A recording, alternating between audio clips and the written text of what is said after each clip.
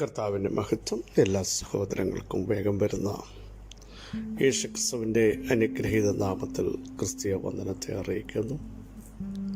ഒരു പ്രാവശ്യം കൂടെ അവിടുത്തെ മുഖത്തേക്ക് നോക്കാൻ യഹോവയായ ദൈവം നൽകിയ വിലയേറിയ സാവകാശത്തിനായി നമുക്ക് നന്ദിയോടെ സ്തോത്രം ചെയ്യാം.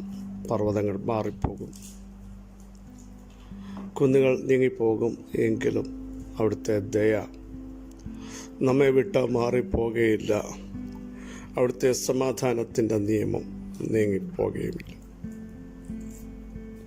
ഉറച്ചു നിൽക്കുമെന്ന് കരുതുന്ന പലതും മാറിപ്പോകുമ്പോൾ യഹോവയുടെ ദയ, അവിടുത്തെ സമാധാനത്തിൻ്റെ നിയമം ഒരു നാളിലും മാറിപ്പോകത്തില്ലെന്ന് ഒരു ഉറപ്പ് നമുക്കകത്തുണ്ടാകണം. യഹോവയായി ഞാൻ മാറാത്തവനെന്ന് അവിടുന്ന് മാത്രമേ പറഞ്ഞിട്ടുള്ളൂ. വീണ്ടും അവിടുന്ന് പറഞ്ഞു യശയ്യാപ്രവചനത്തിൽ, നീ ഭയപ്പെടേണ്ട, ഞാൻ നിന്റെ ദൈവമാകും.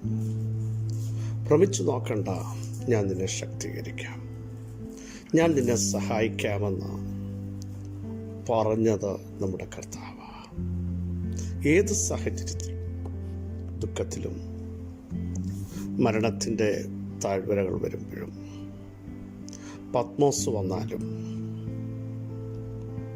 പൊട്ടക്കുഴി വന്നാലും, കാരാഗ്രഹം വന്നാലും, സിംഹത്തിൻ്റെ കുഴി വന്നാലും, തീച്ചുള വന്നാലും, എൻ്റെ ദൈവം മാറാത്തവനായി നമ്മോട് കൂടെ ഇരിക്കും. അതിൻ്റെ അർത്ഥം പ്രതിസന്ധികൾ വരുമ്പോൾ, മരണത്തെ ഫേസ് ടു ഫേസ് കാണുന്ന അനുഭവങ്ങൾ വരുമ്പോൾ കൂടെ നിൽക്കുന്നവരൊക്കെ മാറിപ്പോകും. പക്ഷേ കർത്താവ് പറഞ്ഞൊരു പ്രസ്താവന, എന്നെ അയച്ചവൻ എൻ്റെ കൂടെയുണ്ട്, അതുകൊണ്ട് ഞാൻ ഏകനല്ല. പ്രിയ സഹോദരങ്ങൾ, ഇന്ന് പകലും നമുക്കങ്ങനെ പറയാൻ, എന്നെ വിളിച്ചവൻ എൻ്റെ കൂടെയുണ്ട്. പലരും മാറിയില്ലേ, അകലം വിട്ട് സഞ്ചരിച്ചില്ലേ, അതുവരെ നമ്മുടെ കൂടെ നിന്നവർ ഇപ്പോൾ ഉണ്ടോ? കഷ്ടങ്ങളുടെയും വേദനയുടെയും നടുവിൽ എല്ലാവരും ഇട്ടേച്ചു പോകുമ്പോൾ കഷ്ടങ്ങളിൽ ഏറ്റവും അടുത്ത തുണയായവൻ വിളിച്ചു പറയുന്നു, ഭയപ്പെടണ്ട, ഞാൻ നിന്നോട് കൂടെയുണ്ട്, ഞാൻ നിന്റെ ദൈവമാണ്, ഞാൻ നിന്നെ ശക്തീകരിക്കാം. ബലം ചോർന്നു പോകുമ്പോഴാണ് അവിടുന്ന് വിളിച്ചു പറഞ്ഞു, ഞാൻ നിന്നെ ശക്തീകരിക്കാം, ഞാൻ നിന്നെ താങ്ങാം, എൻ്റെ നീതിയുള്ള വലം കൈ കൊണ്ട് താങ്ങാമെന്ന് പറഞ്ഞത് നമ്മുടെ വാഴ്ത്തപ്പെട്ട കർത്താവ് മാത്രമാണ്.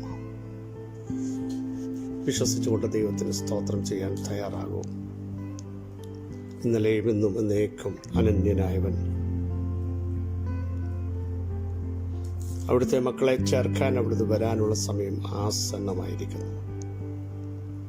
ലോകം അതിൻ്റെ എൻഡിലേക്ക് നീങ്ങിക്കൊണ്ടിരിക്കുമ്പോൾ നമുക്കൊരു വിശുദ്ധ ജീവിതം ഉണ്ടാവണം. വിശുദ്ധിയോടെ ജീവിച്ച, വചനപ്രകാരം ജീവിച്ച, പരിശുദ്ധാത്മാവിൽ ഒരുങ്ങി അവിടുത്തെ വരവിങ്കൽ കാണപ്പെടാൻ അവിടെ നമ്മളെപ്പറ്റി ആഗ്രഹിക്കുമ്പോൾ, കൈവിടപ്പെട്ടു പോകുന്നവരുടെ കൂട്ടത്തിലായാൽ നിത്യനരകത്തിലേക്ക് നമ്മൾ മാറ്റപ്പെടും. കെടാത്ത തീയും ചാകാത്ത പുഴുവും അവിടെയുണ്ട്, നിത്യദണ്ഡനമായിരിക്കും. പിന്നീട് നമുക്കൊരു ചാൻസ് ഇല്ല. ആകയാൽ അവിടുത്തെ വരവിനായി നമുക്കൊന്ന് ഒരുങ്ങാം. കർത്താവെ, അവിടുത്തെ ഇഷ്ടം ചെയ്യാൻ, അങ്ങയുടെ രാജ്യത്തിനു വേണ്ടി ഒരുങ്ങുവാൻ എന്നെ പ്രാപ്തനാക്കണമേ. ആത്മാവിലെയും ജഡത്തിലെയും സകല കൺവെൻഷനും പോവുകയും എന്നെ വിശുദ്ധിയിലൊന്ന് കാക്കണമേ എന്ന് പ്രാർത്ഥിക്കൂ. അവിടുത്തെ വരവിങ്കൽ നമുക്ക് എടുക്കപ്പെടണം. നമ്മുടെ കുടുംബാംഗങ്ങളെല്ലാം അവിടെ കാണണം. ആരും കൈവിടപ്പെട്ടു പോകുന്നവരുടെ കൂട്ടത്തിലല്ല. വിശ്വസിച്ച് ജീവരക്ഷ പ്രാപിക്കാൻ ഈ ദിവസങ്ങൾ വചനത്തിന് പ്രാധാന്യം കൊടുക്കൂ. നമ്മളെ തന്നെ ക്രമീകരിക്കൂ. വേഗത്തിൽ കർത്താവിൻ്റെ വരവ് സംഭവിക്കും. ആകയാൽ ഒരുങ്ങി നിന്നവർക്ക് മാത്രമേ അവനോടുകൂടെ പ്രവേശനമുള്ളൂ. കാൽവറിയുടെ കൊലക്കളത്തിൽ നമുക്ക് വേണ്ടി ഇഞ്ചിഞ്ചായി നുറുക്കപ്പെട്ട അവസാനത്തുള്ള രക്തവും ഊറ്റിത്തരികയായിരുന്നു. നമുക്ക് വേണ്ടി കംപ്ലീറ്റ് ഊറ്റിത്തന്നു. എന്തിനാ? നമ്മളെ രക്ഷിക്കാൻ, നമ്മുടെ പാപം മായ്ക്കാൻ, നമ്മുടെ ശാപത്തെ കീറിക്കളയാൻ, നമ്മുടെ ദാരിദ്ര്യം മാറ്റാൻ യേശു ക്രൂശിൽ ദരിദ്രനായി ക്രൂശിന്മേൽ തൂങ്ങുന്നവനെല്ലാം ശപിക്കപ്പെട്ടവൻ തിരുവെഴുത്തിൻ പ്രകാരം യേശു നമുക്ക് വേണ്ടി ശാപമായി, നമുക്ക് വേണ്ടി അവിടുന്ന് പാപമായി, നമ്മുടെ പാപത്തെ അവിടുന്ന് മായിട്ടു. ഇന്ന് പകൽ ആ കർത്താവിന് വേണ്ടി ജീവിക്കാൻ എത്ര പേർ തയ്യാറുണ്ടാകും? കർത്താവിൻ്റെ വരവിനായി നമുക്കൊരുങ്ങാം. അപ്പോസ്തല പ്രവൃത്തിയുടെ പുസ്തകം 7-ാം അധ്യായം 3-ാം വാക്യം നമുക്ക് അറിവുള്ളതാണല്ലോ. നിന്റെ ദേശത്തെയും നിന്റെ ചാർച്ചക്കാരെ വിട്ട് ഞാൻ നിനക്ക് കാണിച്ചു തരുന്ന ദേശത്തിലേക്ക് ചെല്ലുക എന്ന് പറഞ്ഞു. അങ്ങനെ അവൻ കൽദേയരുടെ ദേശം വിട്ട് ഹാരാനിൽ ചെന്ന് പാർത്തു. നമ്മുടെ പൂർവ്വപിതാവായ അബ്രഹാമിന്റെ കാര്യമാണ് അവിടെ പറയുന്നത്. 2-ാം വാക്യം ശ്രദ്ധിക്കുന്ന സഹോദരന്മാരെ, പിതാക്കന്മാരുമായുള്ളവരെ കേൾപ്പീൻ. നമ്മുടെ പിതാവായ അബ്രഹാം ഹാരോനിൽ വന്ന് പാർക്കും മുമ്പ് മെസപ്പൊത്തോമിയയിൽ ഇരിക്കുമ്പോൾ തന്നെ തേജോമയനായ ദൈവം അവന് പ്രത്യക്ഷനായി.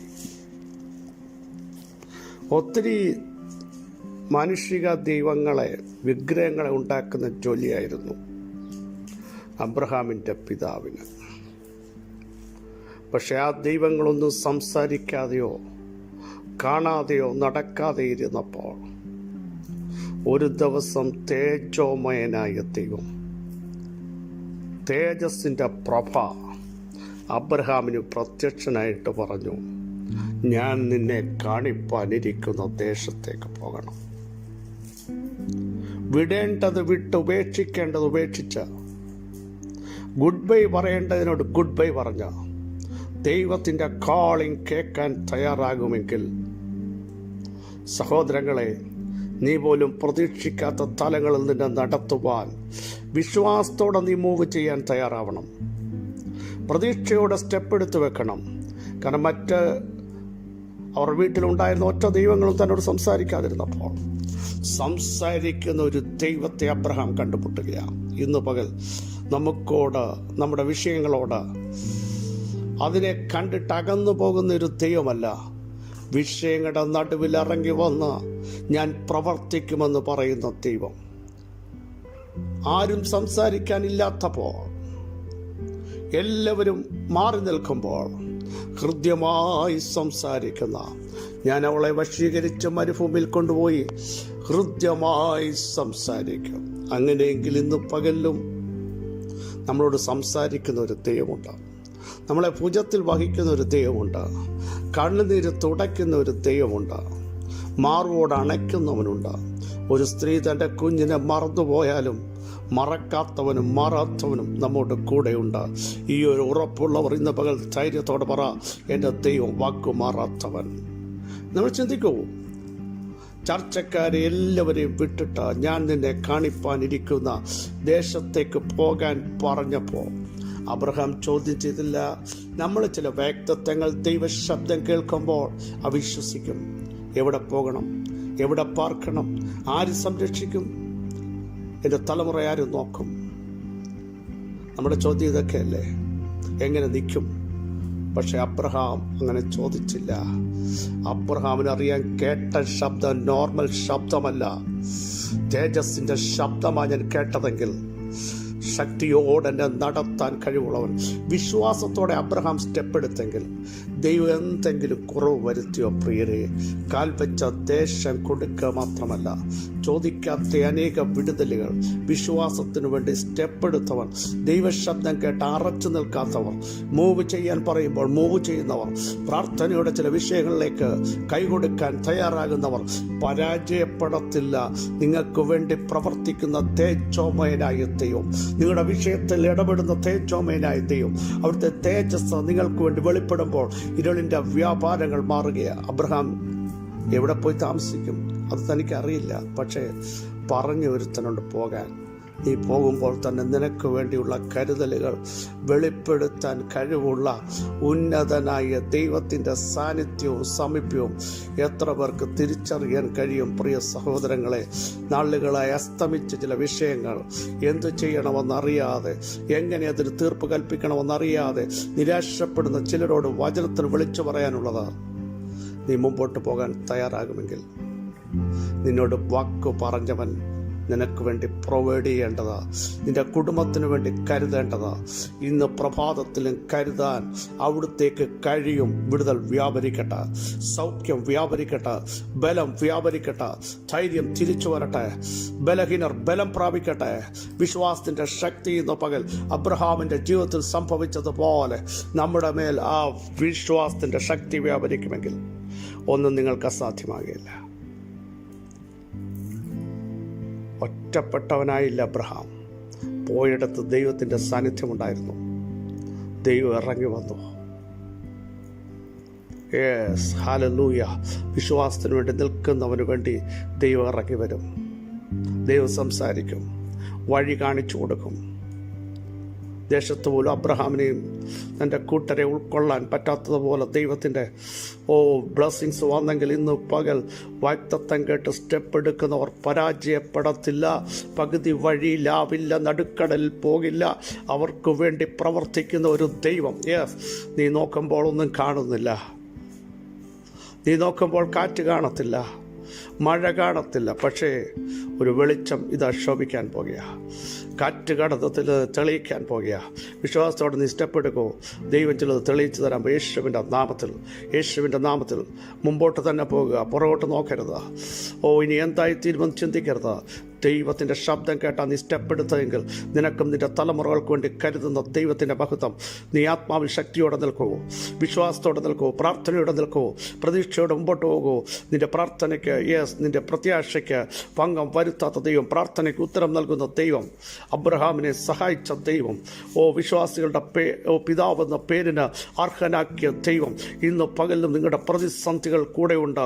മൂവ് ചെയ്യൂ. ദൈവശബ്ദം കേട്ടവർ അടങ്ങിയിരിക്കരുത്. യേശുവിൻ്റെ നാമത്തിൽ മഹത്വത്തിൻ്റെ പ്രത്യാശയായി ഞങ്ങളുടെ ദൈവമേ, സ്വർഗസ്ഥ പിതാവേ, ഞങ്ങളെ കേൾപ്പിച്ച ശ്രേഷ്ഠ ആലോചനയ്ക്കായി സ്തോത്രം. മെസ്സപ്പൊത്യോമയിലിരിക്കുമ്പോൾ തേജോമയനായ ദൈവത്തിൻ്റെ ശബ്ദം കേൾപ്പിച്ച് അബ്രഹാമിനെ പുറപ്പെടുവിച്ചെങ്കിൽ ഒന്നിലും മുട്ടുവരുത്താതെ വണ്ണം ശ്രേഷ്ഠകരമായ പാന്താവിലൂടെ നടത്തിയ ദൈവമേ, ആഴിയെപ്പറ്റി ഞങ്ങൾ ചിന്തിക്കുന്നില്ല, ആഴത്തെപ്പറ്റി ചിന്തിക്കുന്നില്ല, എന്തായിത്തീരുമെന്ന് ചിന്തിക്കുന്നില്ല. ഞങ്ങളോട് സംസാരിച്ചവൻ ആരാണെന്നും, അഖിലാണ്ടത്തിൻ്റെ ഉടയവനാണെന്നും, സൃഷ്ടിക്കുന്നവനാണെന്നും, വിളിച്ചു വരുത്തുന്നവനാണെന്നും, ഇല്ലാത്തതിനെ ഉള്ളതുപോലെ ഉളവാക്കാൻ കഴിവെന്നും അബ്രഹാം വിശ്വസിച്ചതുപോലെ ഞങ്ങൾ ആശയ്ക്ക് വിരോധമായി ഇന്ന് പകൽ ആശയോടെ വിശ്വസിച്ചുകൊണ്ട് മൂവ് ചെയ്യുന്നു. വലിയ ദൈവപ്രവൃത്തി ഈ പകൽ കാണട്ടെ.